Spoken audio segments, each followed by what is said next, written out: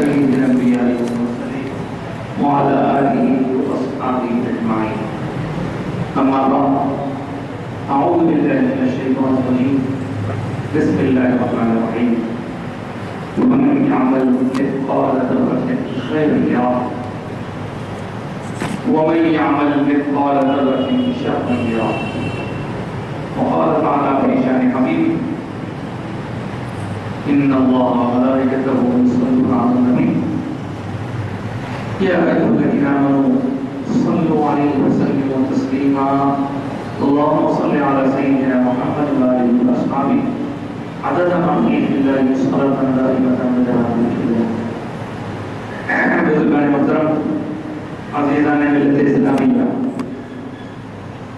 اللہ رب العزت نے قرآن مجید کو عربی زبان میں نازل فرمایا، اور عربی زبان میں اس لیے نازل فرمایا کیونکہ عربی ہمارے آقا سرکار عالم صلی اللہ علیہ وسلم کی زبان مبارک ہے، اور عربی زبان اس قدر جامع اور اس قدر فصیح و بلیغ زبان ہے کہ اس کا مقابلہ زبانوں میں کوئی دوسری زبان نہیں کر سکتی۔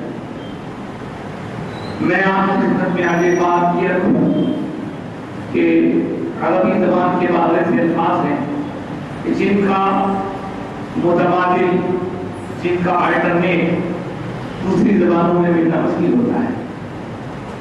اب اس ایک چھوٹے سے لفظ کو بیان کرنے کے لیے، اس کے مفاہیم، اس کے مطالب بیان کرنے کے لیے دوسری زبانوں میں جملے بھی ڈالیں تو وہ مزہ جو عربی زبان کے ایک لفظ میں ہے دوسری زبان کے کئی جملوں میں بھی نہیں آ سکتا۔ یہ عربی زبان کی خصوصیت ہے۔ خیر، میں نے آج اپنی گفتگو کا آغاز کیا قرآن مجید کے سورہ زلزال کی آخری آیتوں سے، جس میں رب کائنات فرما رہا ہے: فَمَن يَعْمَلْ مِثْقَالَ ذَرَّةٍ خَيْرًا يَرَهُ وَمَن يَعْمَلْ مِثْقَالَ ذَرَّةٍ شَرًّا يَرَهُ۔ یہ دونوں آیتوں میں پورے الفاظ ایک ہی ہیں، صرف ایک لفظ کا فرق ہے۔ اگر آپ دیکھیں ایک آیت کو دوسری آیت نیچے رکھیں تو پورے الفاظ وہی ہیں، بس خالی ایک لفظ جو اوپر ہے نیچے نہیں ہے، جو نیچے ہے اوپر نہیں ہے۔ اوپر والے جملے میں، اوپر والی آیت میں خیر کا لفظ آیا ہے، باقی پورے الفاظ وہی ہیں۔ نیچے والے جملے یا نیچے والی آیت میں شر کا لفظ آیا ہے، باقی پورے الفاظ وہی ہیں۔ تو یہ خیر اور شر، یہ دونوں چیزیں کیا ہیں، اسی پہ غور کرتے ہوئے ہم اپنی بات کو آگے بڑھاتے ہیں۔ عربی زبان میں یہ دو لفظ آپس میں ایک دوسرے کی ضد کہلاتے ہیں، یعنی اپوزٹ ورڈز ہیں، جیسے سفید کا کالا، نیچے کا اوپر، موٹے کا ڈھلا، وغیرہ وغیرہ۔ تو یہ ضد ہے، اپوزٹ ہے، خیر شر کی اور شر خیر کا۔ لیکن اگر آپ سے پوچھیں کہ موسیٰ یہ خیر اور شر کا مطلب کیا ہے، میں وہی بتانا چاہتا ہوں۔ خیر ہر قسم کی بھلائی، نیکی، ثواب کا کام، اچھا سلوک، اور جو بھی بات اچھی ہے وہ سب خیر کا ہے۔ اور شر برائی، بدی، گناہ، غلط بات، گندی بات، بری بات، یہ ساری چیزیں شر میں آتی ہیں۔ تو ایک طرف شر ہے، ایک طرف خیر ہے، ایک طرف خیر ہے، ایک طرف شر ہے۔ اللہ تعالیٰ اس آیت پاک میں کیا فرما رہے ہیں؟ فرما رہے ہیں: فَمَن يَعْمَلْ مِثْقَالَ ذَرَّةٍ خَيْرًا يَرَهُ وَمَن يَعْمَلْ مِثْقَالَ ذَرَّةٍ شَرًّا يَرَهُ۔ یعنی قیامت کا دن ہوگا، زمین کو ہلایا جائے گا، زلزلہ ایسا زوردار رہے گا کہ حالت بہت اچھی و غریب ہو جائے گی، اور اس وقت اللہ کے حکم سے سارے لوگوں کو ایک جگہ جمع کیا جائے گا، اور جب لوگ جمع کیے جائیں گے تو جمع شدہ لوگوں کو ان اعمال بتائے جائیں گے کہ تم نے زندگی میں کیا کیا کام کیے تھے وہ تم اپڈیٹ ہو جاؤ.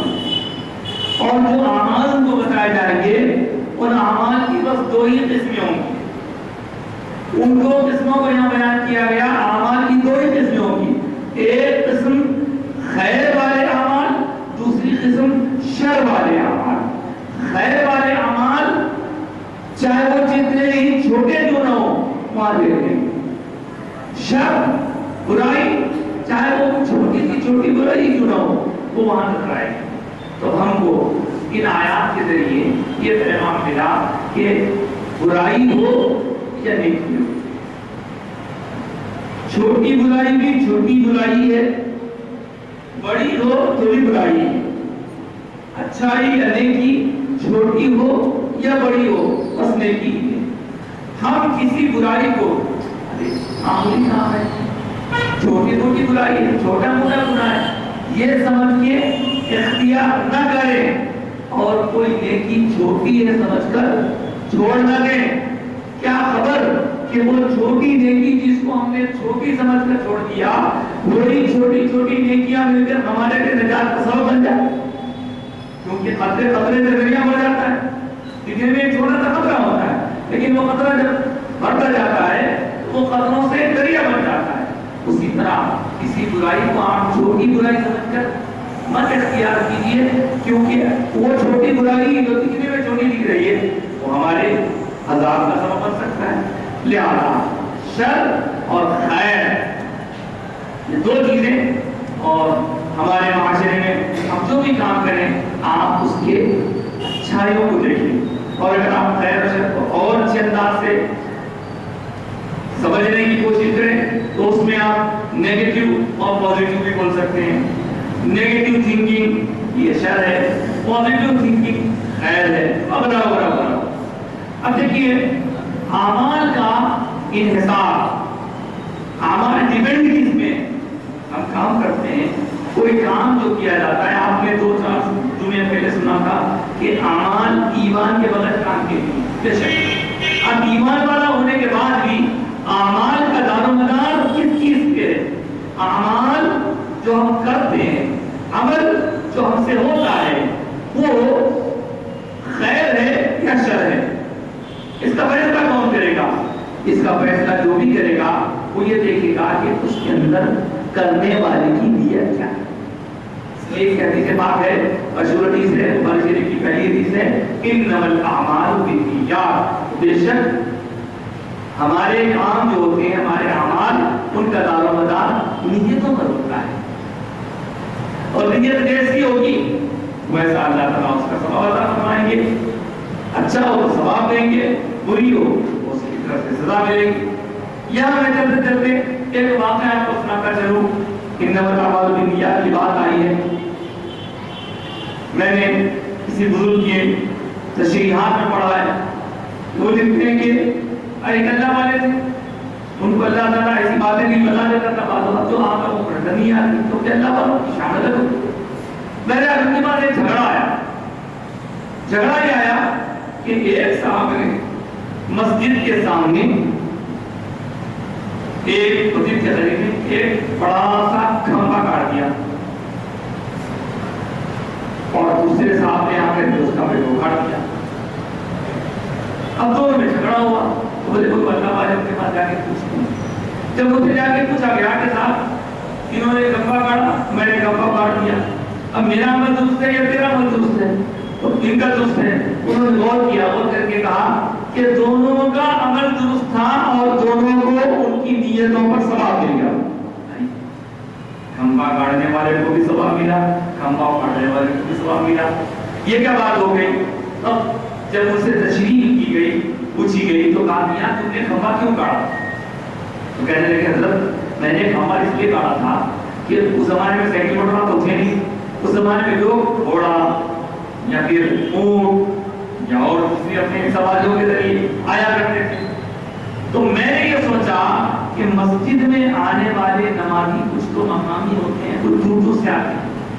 جو لوگ دور دور سے آتے ہیں وہ اپنی سواری پہ آتے ہیں, ان کے ساتھ گھوڑا رہتا ہے, کوئی اونٹ والا ہوتا ہے. اب جب وہ نماز پڑھنے کے لیے آتے ہیں تو گھوڑا اور اونٹ وغیرہ کو اندر بنا نہیں سکتے, باہر چھوڑ کے آتے ہیں، نماز پڑھتے پڑھتے ان کا دل اس طرف رہتا ہے یا کہیں چلا گیا ہے، یا کہیں سے میرا گھوڑا ہے کہ لے کے چلے گئے ہے کہ چلا گیا کہ یہ ان کی نماز میں خلل ہو سکتا ہے۔ اس خیال سے میں نے وہاں ایک کھمبا کاٹ دیا تاکہ گھوڑے پہ آنے والا اپنے گھوڑے کی رسی وہاں باندھ دے اور اطمینان سے نماز پڑھ لے۔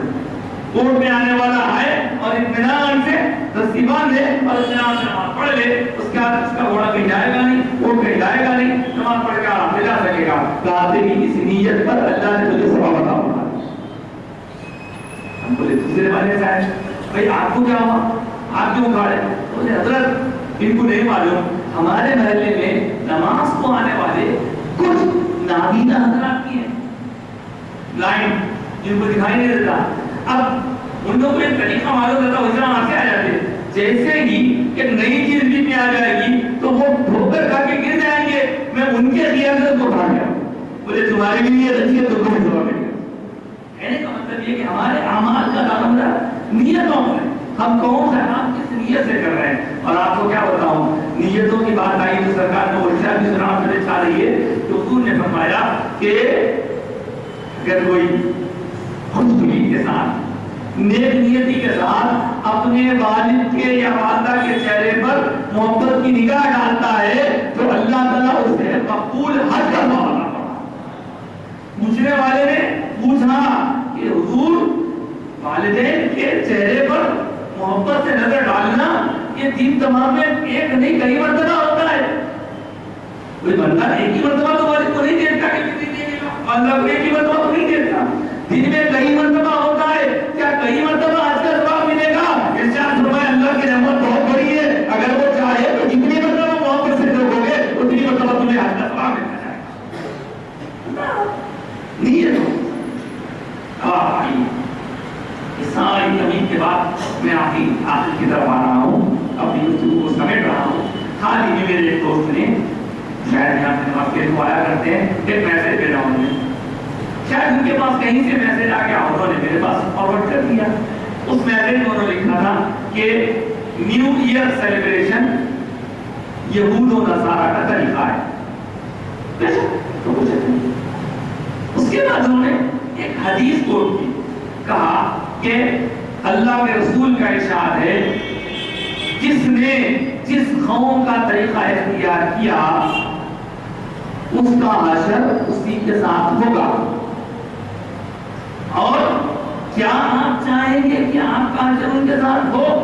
کوئی جواب نہیں۔ میں نے دیکھا کہ واقعی میسج تو اچھا ہے، لیکن اس میسج کو پڑھنے والا کوئی یہ سمجھ سکتا ہے جو علم کے معاملے میں تھوڑا بھی ابتدا میں ہو، وہ سمجھ سکتا ہے کہ بھائی نیو ایئر نہیں منانے کے بارے میں سرکار کا ارشاد ہے، حالانکہ سرکار نیو ایئر کے بارے میں نہیں فرما رہے، وہ حضور کا ارشاد کامن ارشاد ہے، وہ کہیں بھی فٹ ہو سکتا ہے۔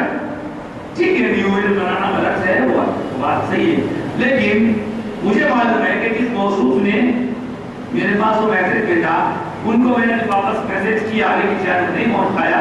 میں نے ان سے کہا کہ محترم آپ کا یہ فرمانا بالکل حق ہے، بجا ہے، بے شک نیو ایئر نہیں منانا چاہیے، اس کے اندر جو کچھ بھی واقعات ہوتے ہیں، کھانا پینا ناچنا گانا سب غلط، ان سب چیزوں کو بے شک ہر سمجھدار آدمی غلط سمجھتا ہے، سمجھنا چاہیے، لیکن محترم کیا صرف نیو ایئر منانے کی حد تک یہ حدیث فکس کریں گے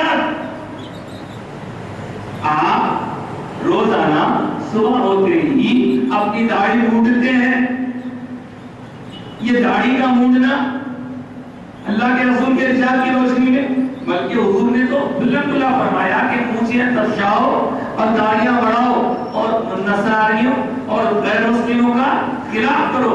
وہ لوگ مونچھیں بڑھاتے ہیں، داڑیاں کٹاتے ہیں، تم مونچھیں ترشاؤ اور داڑھی بڑھاؤ۔ اب یہاں یاد نہیں رکھیے، ہم جو ٹائی لگا کے سوٹ پہن کے، دیکھیے ہر ایک کے اپنے اپنے مجبوریاں ہیں، ان کے اپنے حساب سے وہ سمجھ سکتے ہیں۔ میں ایک عام بات بتا رہا ہوں، کہیں بات سیدھی آتی بھائی، جب اپنی مرضی ہوگی تو مرضی کے مطابق حدیث کو بھی استعمال کر لیں گے، جب مرضی نہیں ہوگی حدیث کو پوچھ کر دیکھیں گے۔ یہ بتانا چاہ رہا ہوں، ہمارا ٹائی لگانا یہ بھی نان اسلامی ہے، آج کل تو آپ کو معلوم ہے لوگ ٹائی لگائے بغیر دین کی بات نہیں کر رہے. سوٹ ٹائی پہن کے تو فوٹو لگا کے ہوٹلوں میں دین کی بات کر رہے ہیں. ایک ہاتھ میں قرآن ایک ہاتھ میں مائک اور بول رہے ہیں ہم مسلمان ہو رہے دیندار ہو. باقی سب لوگ دین والے ختم ہو گئے. اب ٹائی لگائے لے کر دین کی بات نہیں ہو سکتی. جبکہ ٹائی کے بارے میں علماء سلف کا پورا 1400 سال سے طریقہ ہے کہ ٹائی عیسیٰ علیہ السلام کی کراس کی نقل ہے. اب ٹائی لگا رہے ہیں. اب بولیے وہ حدیث کیا بولے یہ بولتے ہمارا کرسی اور ٹیبل پہ بیٹھ کے کھانا کیا سامان ہے؟ نہیں.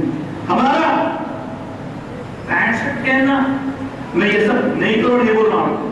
میں بولنا یہ چاہ رہا ہوں کہ جس کی جب مرضی ہے جو چاہے حدیث استعمال کر رہے ہیں اس کے بعد پھر اس کو چھوڑ دے رہے ہیں تو ایک نہیں سے بہت ساری باتیں نکلیں گی جو اسلامی مسلمان سے درست نہیں ہے. سب ان کے طریقے ہیں. اور یہ جو کیک کاٹنا ہے کیک کاٹے جا رہے ہیں. برتھ ڈے منانے کے بارے میں کہا تھا برتھ ڈے منانا. اچھا برتھ ڈے نہیں منانا کیوں نہیں منانا؟ غیروں کا طریقہ ہے. چلو ٹھیک ہے غیروں کا طریقہ بن کے چھوڑ دیے. پھر آپ کی نمازی کی شادی ہے برتھ ڈے ہوتے زبردست کیک آتا گھر میں دوسروں کے لیے منع اپنے لیے جائز. تو یہ سب باتیں ایسی ہیں علم کی کمی کی وجہ سے ہیں. میں آپ کو یہ بتا دیتا ہوں جہاں برتھ ڈے کی بات ہے تو جو لوگ مناتے ہیں وہ کس نیت سے مناتے ہیں کس طریقے سے مناتے ہیں اس پہ ڈیپینڈ ہے. ورنہ برتھ ڈے منانا اگر صحیح طریقے سے ہو اس کے اندر نیت صحیح ہو تو آپ کو اس کو وہی اس کے کرنے کی پرمیشن مل سکتی ہے. اگر آپ برتھ ڈے منا رہے ہیں اور برتھ ڈے مناتے ہوئے دن تمام کی پوری نمازیں کھا جا رہے ہیں گندے کپڑے پہن کے ناچ گانا کر رہے ہیں کیک کاٹ کے دھوم دھڑاکہ کر رہے ہیں شراب پی رہے ہیں یقیناً اس کو تو کوئی پسند نہیں کرے گا. لیکن اگر آپ اپنے پیدا ہونے کے دن کو اللہ کے شکر کے طور پر کچھ کھانا پکا کے غریبوں کو کھلا رہے ہیں دعوت کر رہے ہیں اس دن کچھ نمازیں جو فرض ہے ان کے علاوہ کچھ شکرانے کی نماز پڑھ رہے ہیں کچھ نفل نماز پڑھ رہے ہیں کچھ روزہ رکھ رہے ہیں تو بالکل اس کی اجازت ہے. اب وہ کیک کاٹنا وہ پورا جو موم بتیاں لگا کے 11 سال کے تو 11 موم بتیاں لگا کے پھونکنا 12 سال تو 12 لگانا یہ سب اس کا تھالیاں بجانا ہیپی برتھ ڈے یہ سب غلط طریقے ہے. لیکن رہا سوال برتھ ڈے پیدائش کی خوشی تو میں آپ کو بتاؤں اسلام سے ناواقف لوگ طرح طرح کی باتیں کرتے ہیں لیکن حقیقت یہ ہے میں آپ کو منانے دے رہا ہوں. ایک بات ذہن رکھیے پیدائش کی خوشی منانے کے لیے آپ کو انسسٹ نہیں کر رہا ہوں آپ کو انسپائر نہیں کر رہا ہوں. جو مناتے ہیں تو صحیح نیت کر لیں نہیں مناتے تو منانا ضروری نہیں ہے. میں ابھی نہیں مناتا میں آپ کو منانے بول رہا ہوں لیکن اگر کوئی مناتے ہیں تو نیت صحیح کر لیجیے. تو آپ کا وہ کام چلیے گھر میں دعوت بھی ہو جائے گی لوگ بھی آ جائیں گے کچھ خوشی کا موقع ہو جائے گا. لیکن اسلام میں حرام ہے اسلام میں غلط ہے یہ کہنا زیادہ ہے. لوگ کیا نام بولتے ہیں میں آپ کو بتاتا ہوں یہ ہوتے ہوتے کہاں تک آئی بات. اب سفر کا مہینہ ختم ہو رہا ہے ربیع الاول کا مہینہ شروع ہونے جا رہا ہے. ربیع الاول شروع ہوتے ہی چاروں طرف ایک دھوم ایک روح پرور منظر سرکار کی ولادت کی خوشی کا ہوتا ہے. اب آیا میں اپنے پوائنٹ میں وہاں سے گھما کے لا رہا تھا آتے ہی میلاد النبی منانا بدعت اور شرک کو کیا کیا غلط سب بولی جو آپ کی منہ زبان اچھا ہے بولی. لیکن سوال یہ ہے کہ آپ کر رہے کیا حرام تو بول رہے اس کے ہاتھ سے کیا کریں یہی حدیث من تشبہ بقوم فہو منہم جو جس کے جیسا سلوک اختیار کرے گا جو جس کے جیسا طریقہ اختیار کرے گا وہ انہی میں سے ہے. تو یہ میلاد کیوں مت کیا جایا ٹائی پہنے تو یاد نہیں ہے سوٹ پہنے تو یاد نہیں ہے جی ہوائی جہاز میں بیٹھ جاتے وقت یاد نہیں ہے ان پہ چاہیے تو پتا چلا کہ آدمی اتنا مطلبی ہو گیا ہے جب اس کو مطلب برابری ہوتی ہے تو حدیث کو استعمال کر لیتا. خیر میں بات قرآن اور حدیث کی روشنی میں قرآن میں کیا پیدائش کرنے دی گئی ہے بہت سے مقامات 2 مقامات کا بتاتا ہوں. حضرت زکریا علیہ السلام بے اولاد تھے کئی زمانے تک انہوں نے دعا کی اللہ نے آخرکار ان کو اولاد عطا فرمائی. ان کے بیٹے کا نام یحییٰ علیہ السلام. یحییٰ علیہ السلام کی پیدائش کا ذکر قرآن میں موجود ہے سورہ مریم کا یہ سورہ بارہ اٹھا کے پہلا رکوع پڑھیے اس میں پورا ہوئی. پھر اس کے بعد آپ کے تذکرے کو ختم کرتے ہوئے اللہ نے فرمایا وَسَلَامٌ عَلَيْهِ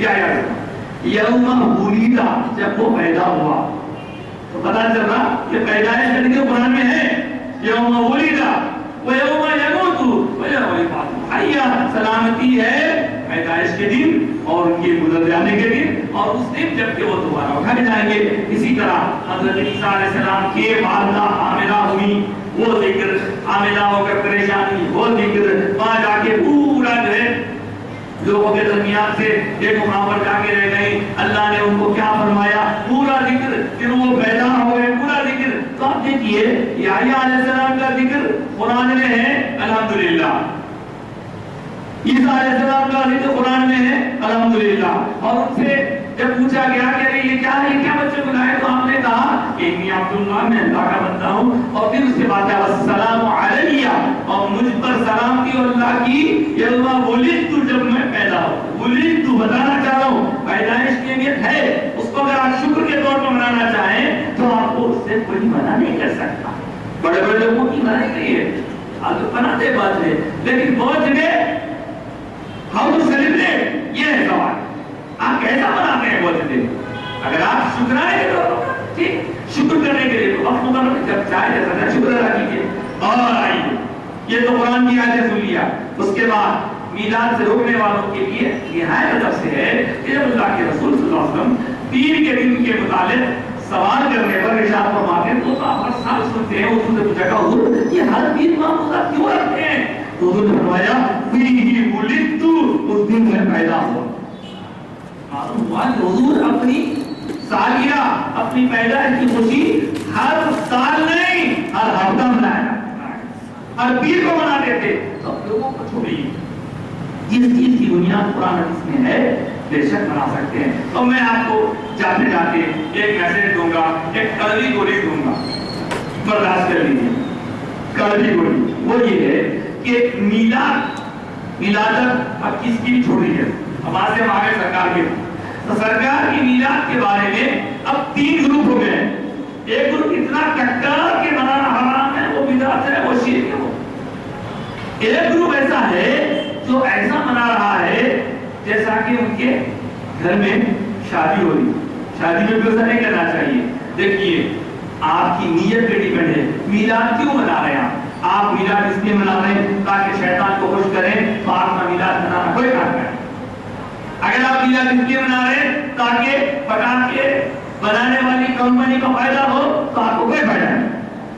آپ میلاد اس لیے منا رہے ہیں تاکہ ہارٹ پیشنٹس کی ہارٹ بیٹ بڑھ جائے، ڈی جے سسٹم لگا کے ان کی طبیعت خراب کرے تو آپ کو اس کا کوئی ثواب نہیں ملے گا، الٹا پکڑ جائیں گے آپ. میلاد کیوں منا رہے ہیں آپ؟ ارے بھائی میلاد ہم سرکار کو کوئی کہنے کے لیے منا رہے ہیں تو اس کا طریقہ میں بتا. میلاد منانے کے لیے 3 گروپ، ایک مخالف گروپ، ایک اتنا آگے نکل گیا ہے کہ اس کو خبر ہی نہیں کیا کر رہا ہے.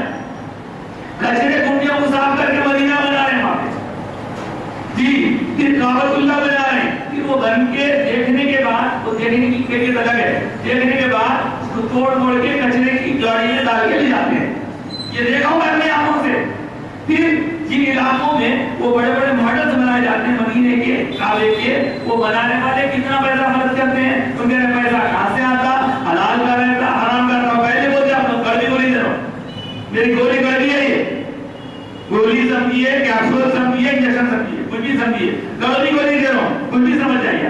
پھر کیا ہوتا ہے؟ اس ماڈل کو دیکھنے کے لیے، وہ سجاوٹ کو دیکھنے کے لیے کون آتے ہیں؟ شہر بھر کی خواتین آتی ہیں، بڑھ ٹھن کے سمجھ کے آتی ہیں، اور پھر یہ سب کچھ میلاد کے نام پہ ہو رہا ہے. خدا کے لیے سبق کیجیے. آج جب خواتین بڑھ ٹھن کے آتی ہیں تو ان خواتین کو دیکھنے کے لیے بچے بھی آتے ہیں. یہ سب مدینے کے ماڈل کے نام پہ ہو رہا ہے. خدا کی قسم، مدینے کا ماڈل بنانا ہے تو اپنے سینوں میں بناؤ، کچرا کنڈیوں میں مت بناؤ. کعبۃ اللہ اللہ نے وہاں رکھا ہے. ایسا ہے تو یہاں کعبہ بنانے میں یہ کر لیں گے، کیا مطلب ہے؟ ارے فوٹو لگا لیں، ٹھیک ہے، یہ تو ماڈل بنا کے اتنا پیسہ خرچا کر کے کیا کرنا چاہ رہے ہیں آپ؟ اگر اتنا ہی ماڈل کا پیسہ مدینے کے، مکے کے ماڈل کا، لوگ میرے مخالفت کریں گے، مجھے معلوم ہے. لوگ مجھے آئے بھی انہوں بھی سڑک کے مسا اب تک کیسے کی باتیں کرتے بولیں گے، مجھے اس کی پرواہ نہیں ہے. جو غلط ہے غلط بول گیا ہوگا. یہ طریقہ صحیح نہیں ہے، یہ اللہ رسول کو خوش کرنے کا طریقہ نہیں ہے میلاد منانے کا. وہ پیسہ جمع کریے. گھر کی کتنے غریب اپنی پیٹ کی پیاس بجھا کے تڑپ رہے ہیں. جائیے کسی اسلام ایریا میں چلے جائیے, بلا لحاظ مذہب و ملت, غیر مسلم کو, مسلم کو, کرسچن کو, عیسائی کو, جس کو چاہے دیجیے. دینے والے کر رہے ہیں, کرنے والے کر رہے ہیں, کام اچھا کام کر رہے ہیں. کیا کر رہے ہیں؟ میلاد کے موقع پر بلڈ ڈونیشن گروپ لگاتے ہیں, وہ کیمپ لگاتے ہیں, بلڈ دیتے ہیں, یا پھر ملوں کی شکل میں لیا کر غیر مسلموں کو سب کو دیتے ہیں. دواخانے میں بولتے ہیں کہ آج ہمارے سرکار رحمت والے سرکار کی آمد تک یہ کیجیے. وہ ماڈل بنا کے اپنی شان بگاڑنا یا شیطان کو خوش کرنا وہ چھوڑیے. وہ ماڈل بنانا بند کیجیے. ماڈلوں کا کوئی فائدہ نہیں ہے. وہ ماڈل آپ 1000 ماڈل بنا لیں گے تو بھی آپ کو ایک نیکی ملنے والی نہیں ہے. آپ اگر ماڈل بنانا ہے تو اپنی زندگی میں سرکار کی سنتوں کو جاری کیجیے. اور میں نے جیسے کہا, ایک ہے مخالف, ایک ہے کرنے والے مگر طریقہ غلط ہے. اب جو صحیح طریقہ ہوگا ربیع الاول کا چاند دیکھ کے ہی کیا کہیے آپ طریقہ اپنے کی محبت ہے تو محبت کے لیے سب سے پہلے آپ یہ کیجیے کہ نیت کیجیے کہ انشاءاللہ تعالی ربیع الاول شروع ہوتے ہی وضو ٹوٹے گا ہوگا, باوضو رہوں گا. یہ نیت کیجیے کیونکہ باوضو جو آدمی رہتا ہے اس کے بارے میں حدیث کا مفہوم ہے, یہ جو آدمی ہمیشہ باوضو رہتا ہے جب بھی مرتا ہے اللہ تعالیٰ اس کو شہید کا مرتبہ دیتا ہے. تو ربیع الاول سے کیوں؟ ربیع الاول سے اسٹارٹ کیجیے, یہ عادت جاری رہے گی تو عمر میں آپ کو باوضو رہنے کا موقع مل جائے گا. یہ کام کیجیے, نعتیں سنیے, نعتیں سنائیے, لیکن ڈیجے کا استعمال مت کیجیے. اپنی آنکھوں کی عبادت کیجیے, اپنی زبان کو اللہ اس کے رسول کے دین کے ترانوں سے کر رکھیے. ہم کیا کر رہے ہیں, کیا کرنا ہے اور ہماری حقیقت کیا ہے, ہم یہ بھول گئے ہیں. سرکار کا ذکر سنیے. بہت سے اقدامات پر 12 روزہ محافل ہوتے ہیں, ان محفلوں میں شرکت کیجیے, ادب سے سنیے. دیکھیے کعبہ ہے, کعبے میں جاتے ہیں لوگ, چیخ پکار کرتے ہیں, یا اللہ یا اللہ بخشتے مولا بخشتے, پریشانے لبے لبے لبے. لیکن مدینہ جاتے ہی سب کی چیخ پکار بند. ادب کا مقام ہے, یہ وہ دربار ہے کہ جس دربار کا ادب اللہ نے سکھایا. تو ہم اس آقا کے نام پر کیا کر رہے ہیں؟ یہ غلط ہے, یہ درست نہیں ہے. اگر ہم ایسا کر رہے ہیں تو ہم کوئی فائدہ نہیں کر رہے ہیں. اپنی قوم کو سمجھائیے, نرمی سے بولیے, میں اپنی ذمہ داری پوری کر رہا ہوں, آپ کی ذمہ داری آپ پوری کیجیے. اور ایسا کام مت کیجیے جس سے اللہ ناراض ہو جائے. محفل سجائیے, خوشبو لگائیے, آپس میں سرکار کا ذکر سنیے, سنائیے, حضور کے معجزات سنائیے, حضور کے کرشمے دکھائیے, حضور کا معراج کا سفر بیان کیجیے, حضور کی عظمتوں کا اعلان کیجیے. اللہ نے حضور کو جو مقام رفیع عطا فرمایا ہے, حضور کے صدقے تو ہماری مغفرت ہوگی, حضور کے اشارے پر ہماری شفاعت ہوگی, اس کا بیان کیجیے. احادیث سنائیے, سنیے, نعت سنیے, سلام پڑھیے, سلام سنائیے. محبت پیدا کرنے کی کوشش کیجیے. اور محبت وہی آتی ہے سرکار کی جہاں صفائی ہو, گندگی پہ نائیں. بیگار کی معلومات تھے, 12 روزہ محافل بہت جگہ ہوتے ہیں. علماء کرام اپنے علمی جواہر بتاتے ہیں اور سرکار کی شان و عظمت کو بیان کرنے کی سعادت حاصل کرتے ہیں. سنیے جا کے. الحمدللہ ہمارے مغل میں ہی کئی مقامات پر ہوتے ہیں, حیدرآباد کے بہت مقامات کے ہوتے ہیں, مغل میں کئی مقامات پہ ہوتے ہیں.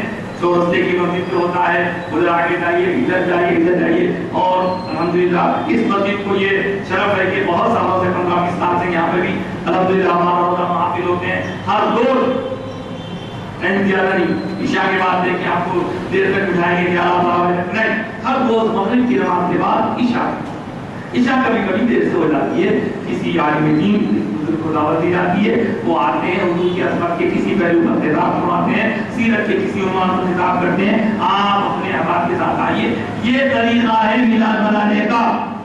درود پڑھیے, سلام